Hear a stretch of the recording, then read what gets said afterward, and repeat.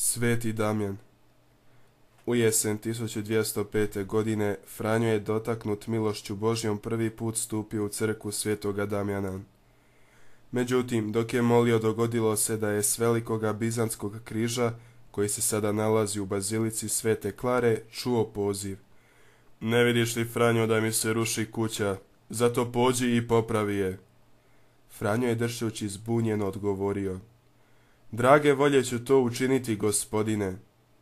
Početkom 1225. godine Franjo se bolestan, noseći na tijelu Isusove rane, nakratko vratio u Sveti Damjan. U tom vremenu ovdje je napisao nekoliko kitica, pjesme stvorova ili pjesme brata sunca. Kad je bolest uzela najviše maha, Isusove rane, sljepoća, iscrpljenost, iznutrine mu je provrla pjesma koja se razlijevala cijelim svijetom. Tu je nastala i pjesma utješnica Svetoga Franje Klarisama. Križ Svetoga Damjana. Original se nalazi u bazilici Svete Klare, a kopija u crkvi Svetoga Damjana. Ikonu je naslikao nepoznati sirski monah u 12. stoljeću. Njezino pravo ime je ikona proslavljenog Krista. Također valja napomenuti da je naslikana u skladu sa stilom 4. evanđelja.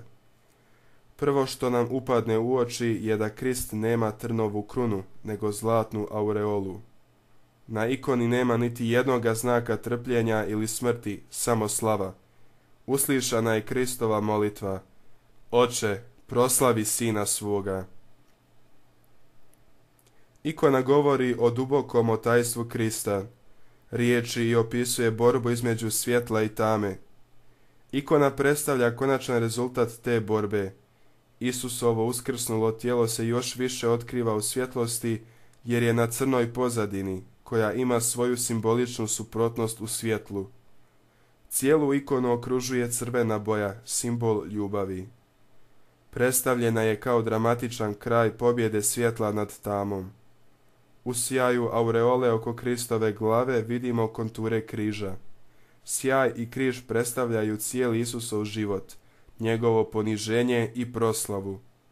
Ta kruna je puna utjehe, sjeća nas da se svaka trnova kruna može promijeniti u krunu slave, označava pobjedu života nad smrću. Imena osoba koje se nalaze pod Isusovim rukama s lijeva nadesno: Marija, Ivan, Marija Magdalena, Marija Jakovljeva mati i stotnik. Zlatna pozadina predstavlja svjetlo jer su postali djeca svjetla. Na koncu opažamo da su svi slični. Svi imaju velike oči, mala usta i jajoliko lice. Pogledamo li Krista i na njemu otkrivamo iste poteze. Gornji dio ikone predstavlja Isusa koji odlazi svome ocu, uokolo su anđeli. Kako snažnoga zagovornika imamo kod oca. Kako je moguće da smo usprkos tome ipak žalosni i da se još bojimo? Odozgor je očeva desnica koja blagoslivlja. Očev blagoslov je dar Duha Svetoga kojega je Isus zaslužio svojom smrću.